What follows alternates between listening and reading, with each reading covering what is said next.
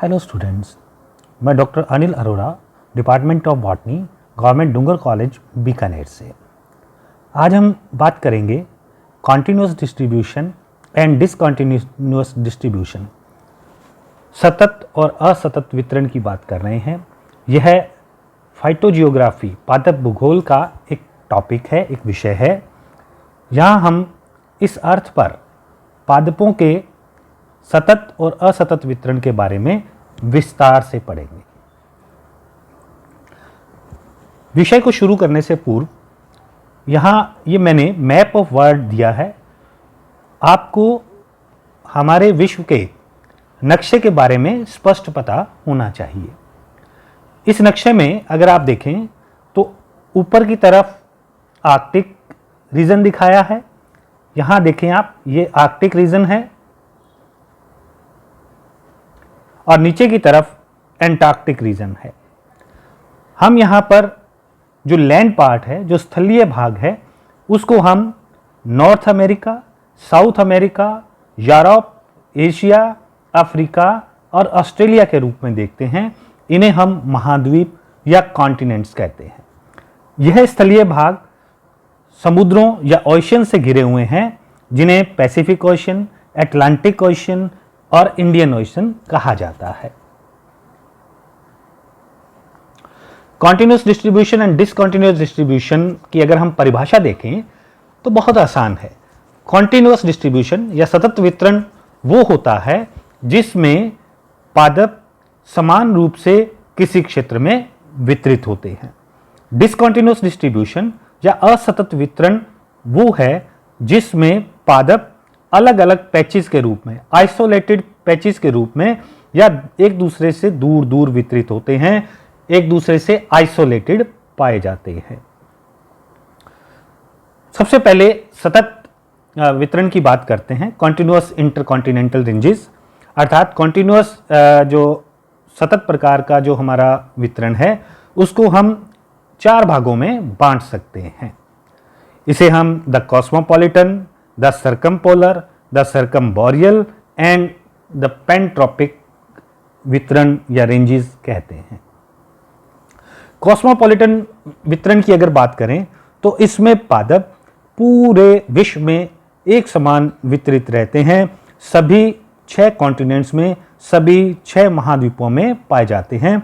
उदाहरण के लिए कुछ वीड्स जो खरपतवार के पादप होते हैं वो, और लोअर ग्रुप्स ऑफ क्रिप्टोगेम्स या क्रिप्टोगेम्स के निम्न स्तरीय पादप। यहाँ आप मैप में देख सकते हैं, नक्शे में देख सकते हैं। जो क्षेत्र हमने ब्लैक दिखाया है वो क्षेत्र है जहाँ पर पादप सतत रूप से वितरित हैं। ग्लोब के सभी कॉन्टिनेंट्स के अंदर पादप अपनी उपस्थिति को दर्शाता है या पादप वितरित होता है। सर्कमपोलर, यहाँ पर पादप उत्तरी और दक्षिणी ध्रुवों के आसपास के क्षेत्रों के अंदर वितरित होता है। उदाहरण के लिए सेक्सीफ्रेगा अपोजिटिफोलिया या यूट्रेमा एंडवार्डसी। यहाँ मैप में हम देख सकते हैं ये जो रीजन है, जो बीच का जो क्षेत्र है वो पोलर रीजन है, और उसके आसपास, उसकी सराउंडिंग्स में जो ब्लैक कलर से जो क्षेत्र दिखाया है वो सर्कमपोलर रीजन है जिसमें पादप वितरित होते हैं। Circumboreal, taxa distributed around the boreal zone. Boreal zone वो जो होता है, बोरियल जोन हम उसको कहते हैं जो पोलर रीजन से जस्ट नीचे की ओर पाया जाता है। अर्थात अगर हम नक्शे में देखें तो कॉन्टिनेंट्स के ऊपरी भाग जो होते हैं उसे हम बोरियल रीजन कहते हैं।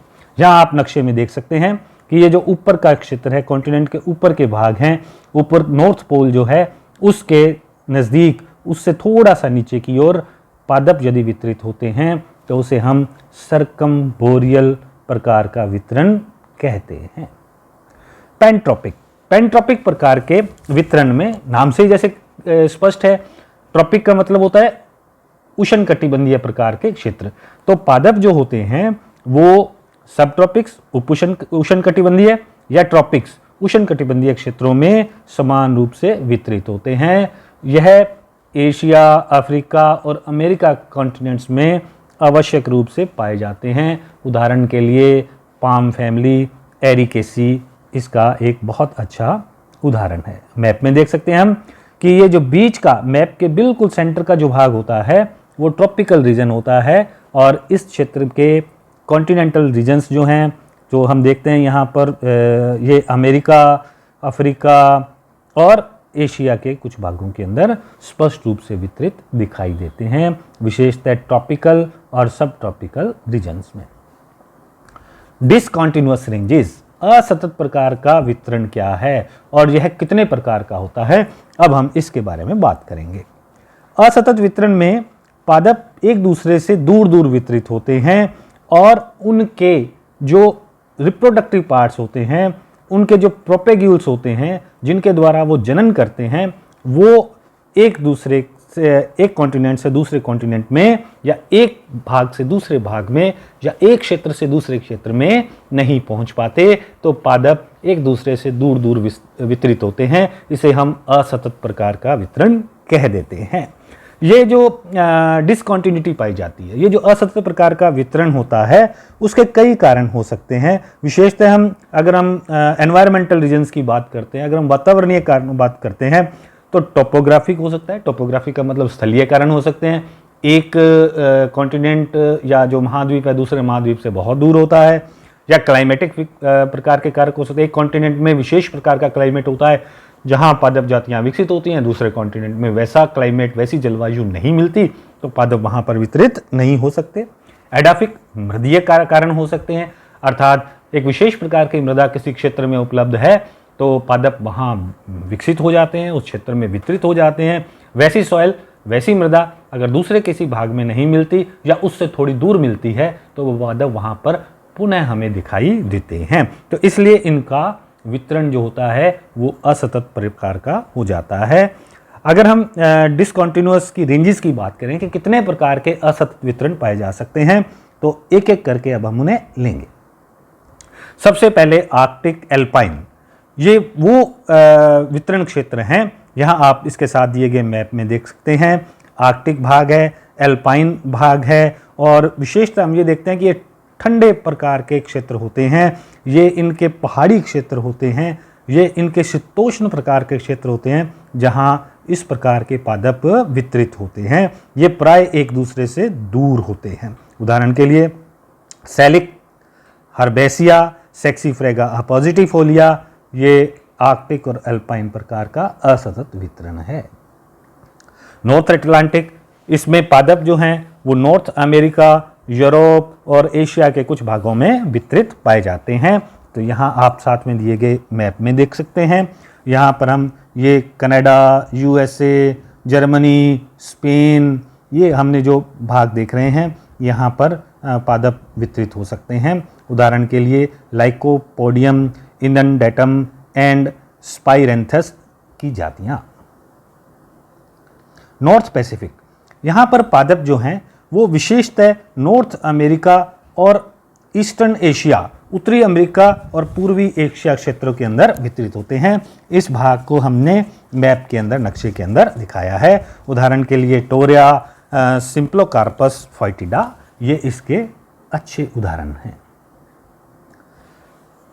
चौथे प्रकार का असतत वितरण नॉर्थ साउथ अमेरिकन प्रकार का होता है। इसमें पादप विश्व में केवल नॉर्थ अमेरिका और साउथ अमेरिका क्षेत्र में मिलते हैं। ये उत्तरी और दक्षिणी अमेरिकी भागों के अंदर पाए जाते हैं, लेकिन इन भागों में भी ये सतत रूप से वितरित नहीं होते, एक दूसरे से दूर दूर होते हैं। एक तो मिलते सिर्फ कहाँ हैं, नॉर्थ अमेरिका और साउथ अमेरिका में, और फिर इन भागों में भी ये एक दूसरे से दूर दूर वितरित पाए जाते हैं। उदाहरण के लिए पिचर प्लांट फैमिली, घटपर्णी पादप का जो फैमिली होती है जिसे हम सार्सिनियेसी कहते हैं, वो इसका एक बहुत अच्छा उदाहरण है। यूरोप एशियन पांचवें प्रकार का असतत वितरण है। इसमें पादप नाम से स्पष्ट है कि यूरोपीय और एशियाई भागों के अंदर पाए जाते हैं, लेकिन इनमें किसी प्रकार की कॉन्टिन्यूटी नहीं होती, इनमें किसी प्रकार की सततता नहीं पाई जाती है। उदाहरण के लिए लियोन्टिस, एल्टेसिया, एल्टेका, सिमिसीफुगा, फोइटिडा। छठे प्रकार का असतत वितरण मेडिटेरेनियन प्रकार का होता है, जिसमें पादप जो हैं वो यूरोपियन एंड अफ्रीकन मेडिटेरेनियन समुद्र जो है उसके किनारों पर पाए जाते हैं। मेडिटेरेनियन समुद्र हमें यूरोप के निचले भाग के अंदर हमें मिलता है। इस मैप के अंदर ये स्पष्ट है। इस मैप में जो बीच का हल्का भाग हमें दिखाई दे रहा है वो मेडिटेरेनियन सी है, और उसके आसपास जो स्थलीय भाग है उसमें असतत रूप से वितरित पादप जैसे प्लेटेनस प्रकार के पादप जो होते हैं वो असतत डिस्ट्रीब्यूशन को दर्शाते हैं, जिसे हम मेडिटेरेनियन प्रकार का असतत वितरण कहते हैं। यहाँ आप देख सकते हैं मेडिटेरेनियन सी को। नेक्स्ट ट्रॉपिकल प्रकार का असतत वितरण, या इसे हम उष्णकटिबंधीय असतत वितरण भी कह सकते हैं। इसमें पादप केवल हमें उष्णकटिबंधीय क्षेत्रों में मिलते हैं, लेकिन वहाँ पर भी एक दूसरे से अलग अलग एक दो भागों के अंदर पाए जाते हैं। या आप देख सकते हैं कि ये बीच में जो डार्क लाइन दिखाई दे रही है ये ट्रॉपिकल क्षेत्र हैं, ये उष्णकटिबंधीय क्षेत्र हैं। इस क्षेत्र में एक दूसरे से अगर पादप दूर दूर वितरित हैं तो उसे हम tropical discontinuous distribution of plants कहते हैं। Next south Pacific. इस प्रकार के असतत वितरण में पादप हमें साउथ अमेरिका और न्यूजीलैंड के क्षेत्रों में दिखाई देते हैं। उदाहरण के लिए जोवेलेना की जातियां इसका अच्छा उदाहरण होती है। तो ये पैसिफिक रीजन के अंदर पाए जाते हैं। पैसिफिक ओशियन के आसपास के स्थलीय भागों में, विशेषतः साउथ अमेरिका और न्यूजीलैंड के स्थलीय भागों में हमें मिलते हैं, जो एक दूसरे से दूर दूर वितरित होते हैं। साउथ अटलांटिक, ये जो इस प्रकार का जो असतत वितरण है उसमें पादप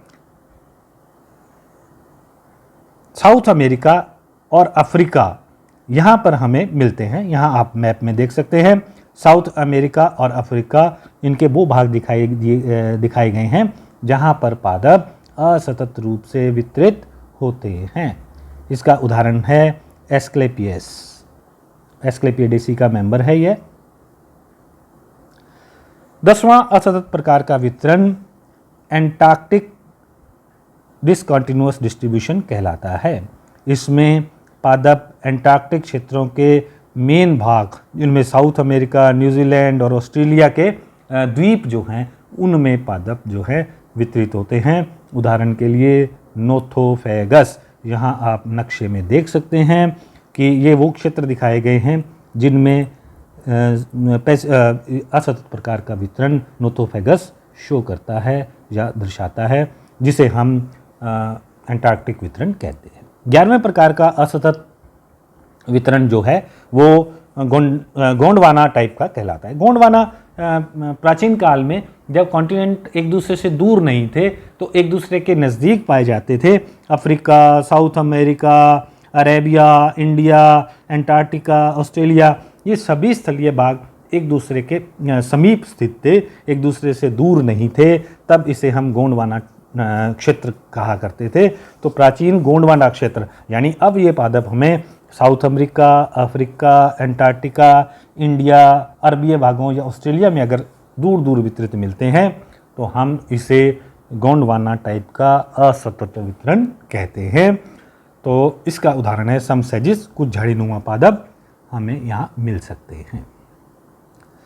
अब हम बात करते हैं एंडेमिक्स की। ये उस प्रकार के पादप होते हैं जो क्षेत्र विशेष में पाए जाते हैं।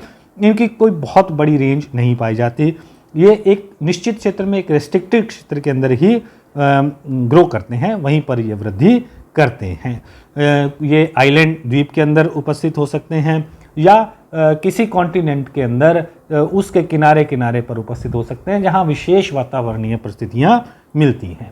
एंडेमिक प्रकार का जो वितरण होता है पादपों का, दो प्रकार का होता है, एक रेलिक एंडेमिक्स और एपीबायोटिक्स, और दूसरे माइक्रो एंडेमिक्स जिन्हें हम कहते हैं।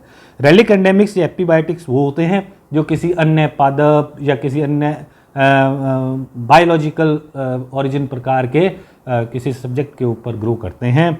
ये पादप पर ग्रो कर सकते हैं, ये एनिमल पर ग्रो कर सकते हैं। उस विशेष पादप और उस विशेष बायोलॉजिकल एजेंट के ऊपर ही ये हमें मिलते हैं, तो हम इन्हें एपीबायोटिक्स प्रकार के एंडेमिक्स जातियाँ कह सकते हैं, या उन पादपों का एक क्षेत्र विशेष में वितरण हम कह सकते हैं। माइक्रो एंडेमिक्स वो होते हैं जो बहुत छोटे, बहुत ही सूक्ष्म स्थल में पाए जाते हैं। Thank you so much.